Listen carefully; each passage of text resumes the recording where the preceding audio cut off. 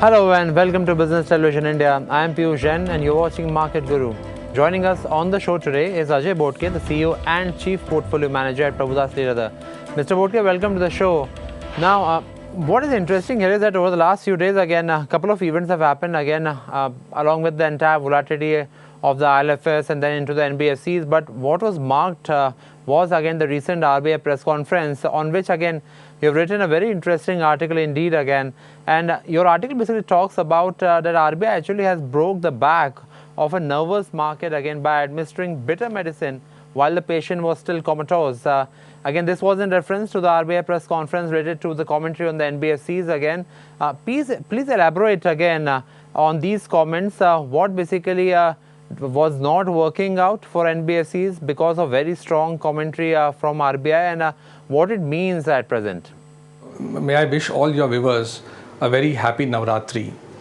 I think I think the question that you've raised, so the point that I made in the op-ed article is that the suggestions offered by the RBI officials are unexceptionable.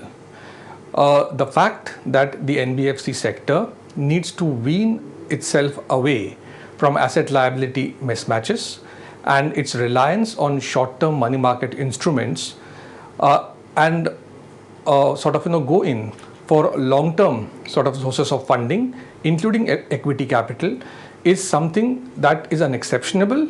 And in the medium to long term, that's the trajectory that all the NBFCs have to follow. The short point that I basically made was that there is a time and a place for administering that bitter dose. In the wake of the heightened risk aversion in the credit markets and in the forex markets, in the credit markets in particular, after the defaults that one saw in ILFS, which was sort of assumed by almost all the market participants to be a kind of quasi-sovereign risk because of the marquee public sector shareholders that it had. As also, I think the heightened trust deficit among various market participants in the wake of ILFS defaults, and the sharp rise in the yields and the near seizure of the credit markets, I think my submission basically was that there was a need to restore a sense of calm and a semblance of sanity among investors, because a kind of fear psychosis had gripped the markets, and it is during these times that the necessity on the part of regulators and policymakers to send out an unambiguous signal that macro-financial stability of the markets is the most important duty of the policymakers and officials of regulators needed to be emphasized. So as I again mentioned, I think the prescription is apt. The way it was conveyed and the timing of conveying it was something which I felt led to accentuated panic among the market, which was looking forward to the regulators for sort of a sense of calm and a sense of stability. The other point that I have made in the article is essentially the stance that the RBI took on the currency front. I think all of us know that RBI has no view on currency. It only comes in to tamp down the volatility in the forex market. However, a large number of market participants, I think, were expecting the RBI to send unambiguous signal to investors, and particularly the foreign institutional investors, that the RBI will sort of ensure or will unveil policies that will try to stem the ferocious speculative assault that has been launched on the rupee. All of us know that emerging market currencies are sort of depreciating, and a country having twin deficit like India is no exception to that depreciation. However, the rapid pace of depreciation had stupefied everyone, had taken everyone by surprise.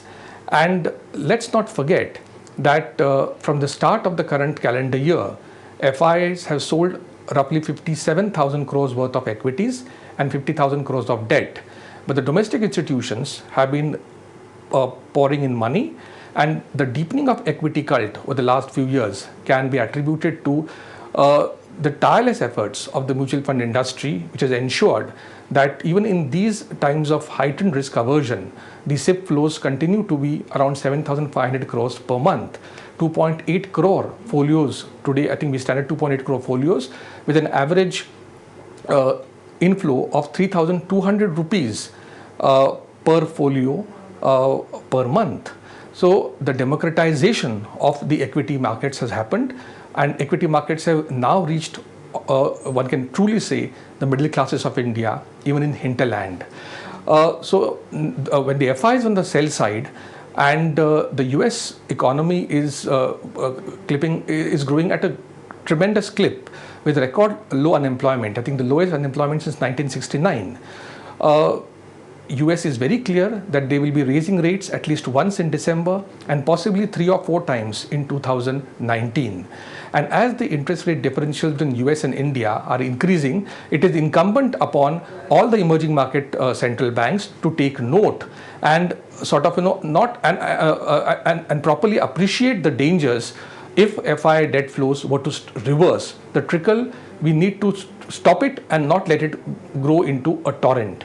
And last point I would like to make is that from the FI equity perspective, many large equity fund houses overseas were looking at coming into India because they had seen a sharp drawdown in dollar denominated basis since the start of the year.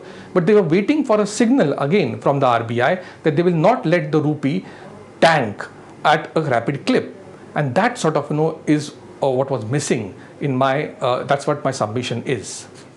Right. So, Mr. Bodke, then the question here is, how is it that RBI has now suddenly decided that of its triple mandate, it will only focus on prices and not the financial stability? RBI is seen as a custodian of financial stability in the Indian markets. In your opinion, why at present this sort of a singular focus? No, I think the RBI has its own reasoning, and they have cogently argued that the inflation prints, in their view, over the next few months, I think will continue to remain benign, especially food inflation being extremely benign. And that's why they have taken a view that the legislative mandate that they have is essentially focusing on controlling CPI at 4% plus or minus, within a band of plus or minus 2%. But that's where sort of I differ with RBI. I think one must recognize that the primary responsibility of the Reserve Bank is to maintain macro-financial stability, and the other responsibilities are all secondary in terms of maintaining, anchoring inflationary expectations, ensuring that maximum unemployment, or maintaining a balance between harmonizing the the dynamics between inflation and growth. Right. Mr. Bodke, I also want to come back to the point which you were alluding to around the currency. Now, broadly, we did not get any sort of major comforting factor from the RBI press conference around the rupee. Now, one factor you were talking about in terms of foreign fund houses, again, typically, if you see a correction in the market, again, of the tune of almost 15%, on the top of that, around the 10% currency depreciation, that almost basically a correction of 25% in dollar terms. That basically is a sort of invitation again for the foreign investors here. But on that front, if they wanted some signals from RBI at present, those signals actually were not that clear enough. From your own opinion, is RBI at present not fulfilling the duty of giving out a sort of calmness around the currency markets, of also assuring investors that perhaps it's there to check the volatility? No, I think let's now focus on where we are insofar as the state of the equity markets is concerned. I think we are on the cusp of an earnings revival. I think we are expecting the Nifty earnings to strongly rebound in the current year as well as next financial year. In fact, this year we are expecting around 18% growth in earnings, followed by around 20-22% growth in earnings in next financial year. So after a very tepid growth in earnings over the last 5 years, I think the institutional investors including foreign investors, are sort of have started sort of looking at increasing their capital allocation towards India.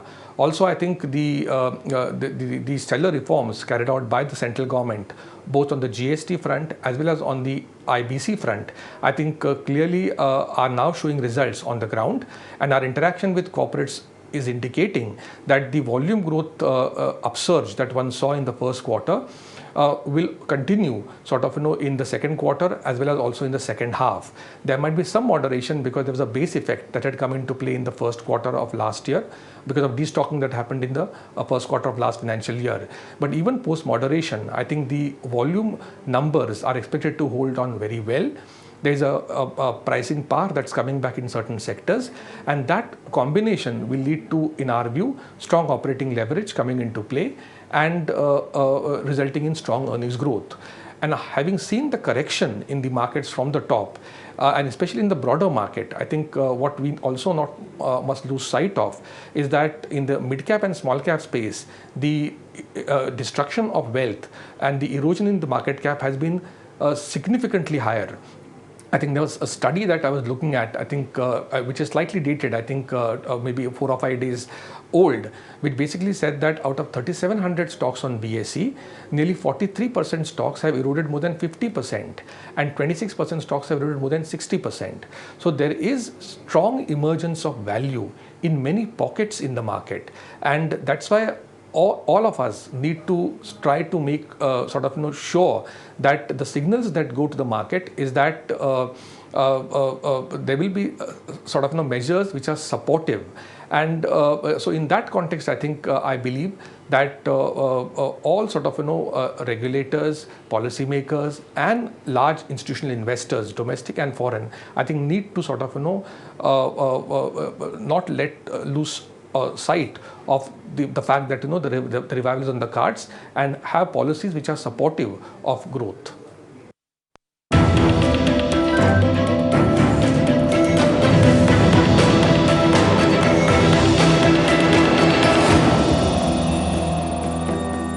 Mr. Bodke, what's your own sense at present around the markets, where actually we are seeing global volatility? There has been a sort of correction in the commodity prices.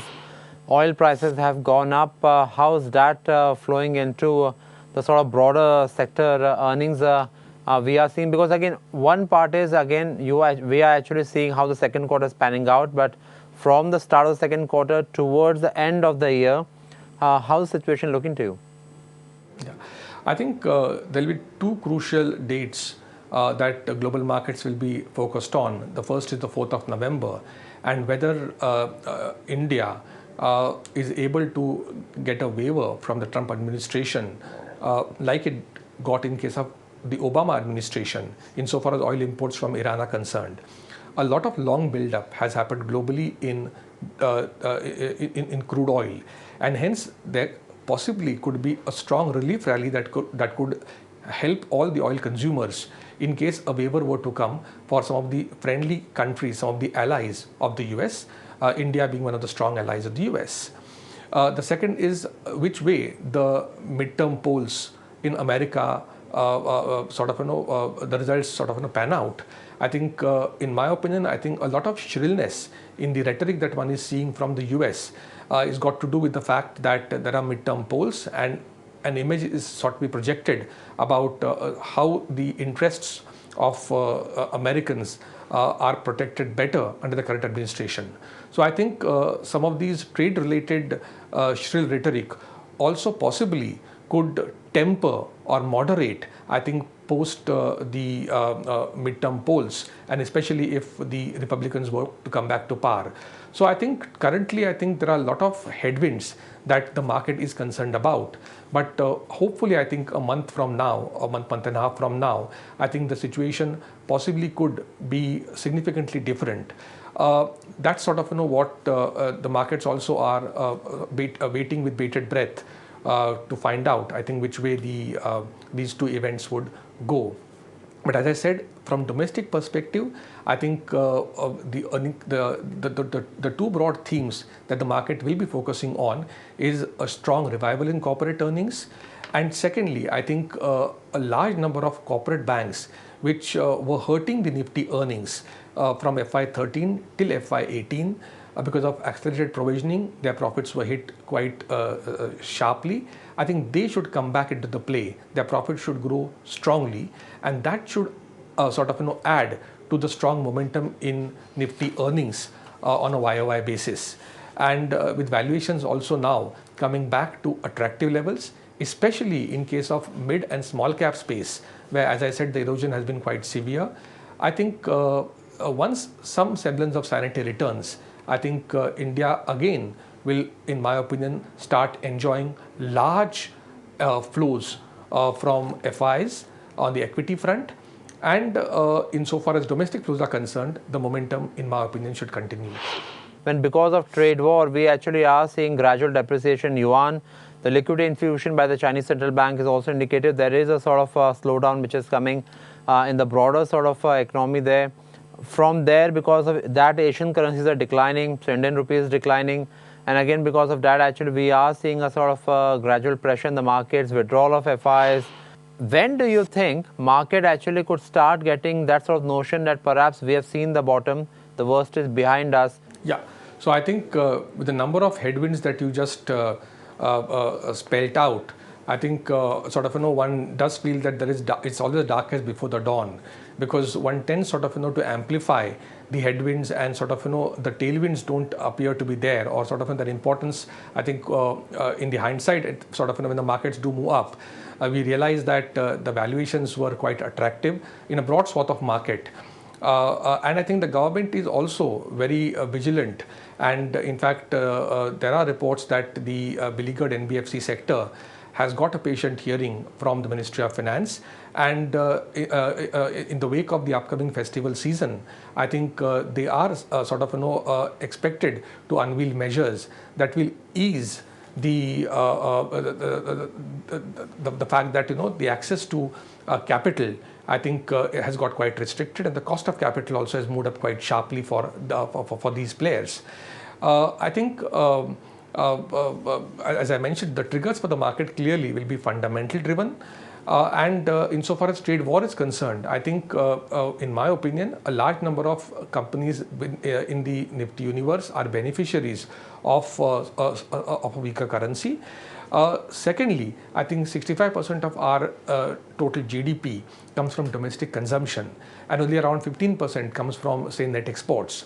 So when we compare our economy with the other Far Eastern economies like Japan or South Korea or Taiwan or Hong Kong or other export-led commodity exporters, I think you will realize that a continental-sized country like India will be relatively immune from these trade war issues, and from capital allocation perspective, that also will play a part in case of the thought process of many FIs. But Mr. Bodke, how can we say actually we'll be immune to the trade war? Because of trade war, yuan fell, because of that Asian currencies fell, and because of that Indian rupee fell again. Because for us, 7.5% growth was always there. So for us, the currency depreciation should not have been that sort of par again, basically on the course. From that perspective, and I fully take the point that yes, earnings growth again is looking strong, 15-20% earnings growth again, perhaps here and there. But from that perspective, would you think that the trade war, again, those sort of concerns are behind us, and our own earnings growth story is strong enough to give that sort of strong focus after almost a 22% plus dollar sort of correction which we have already seen in the markets?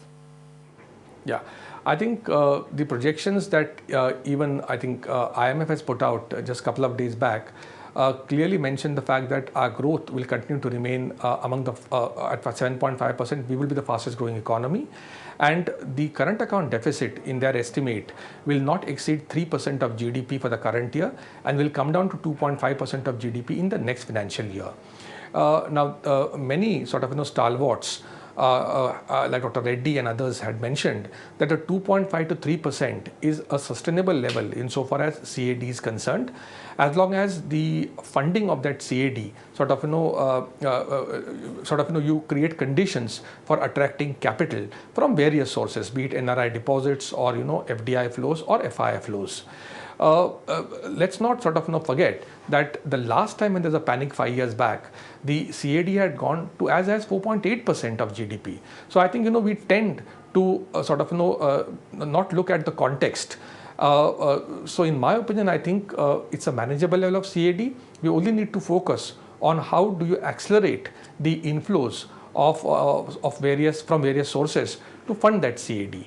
So I think it's an eminently manageable situation, and the government again has made it very clear that they are looking for further measures to tamp down on imports, and that again should send a very soothing signal to the market that the policymakers are seized of this issue.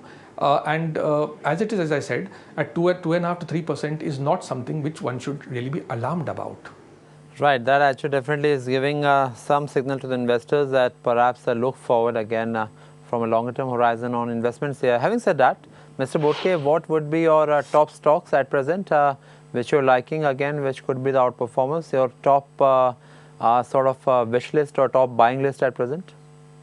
Yeah, I think there has been, as I said, emergence of value in several pockets in the market after the sharp drawdown that one has seen.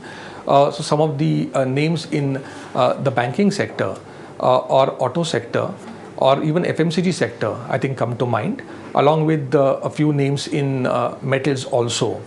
So I would say some of the frontline names in the auto sector like Maruti Suzuki or Mahindra & Mahindra. In the banking sector, I think some of the banks which have very strong liability franchise like say HDFC Bank, ICICI Bank, Kotak Bank, and some of the stronger NBFCs, the top rank 1 or 2 or 3 NBFCs, which have very strong parentage, and hence the access to markets, I think, is easier for them. As also the asset quality is stronger in those in those names. On the FMCG side also, there are quite a few companies available at attractive valuations. Companies like Britannia, for instance, have come off quite sharply. On the metals front, I think our preference is towards ferrous names more than non-ferrous names. So any of the top 2 large players in the ferrous names one can look at with a medium-term perspective, and some allocation also ought to go in defensive sectors. I think pharma, although has held on quite well, but if you take a 2-year perspective, then with the slowing down of the fall in prices, generic prices in America, I think that again should bode well for the margins of some of the large pharma companies. So maybe some allocation towards large cap pharma also is in order. IT, in my opinion, has already priced in most of the positives, and the valuations are very rich, and more importantly, it's become a highly overowned sector. So till such time that the fear psychosis remains in the market, people would embrace large and mid-cap IT names. However, any signs of stability in the market and a strong up move will lead to, in my opinion, underperformance of the IT names. Mr. Bodke, thanks a lot for sparing time for us and sharing the insights on the stocks and sectors. And with that, it's a wrap on this edition of Market Guru. Thank you so much for watching us.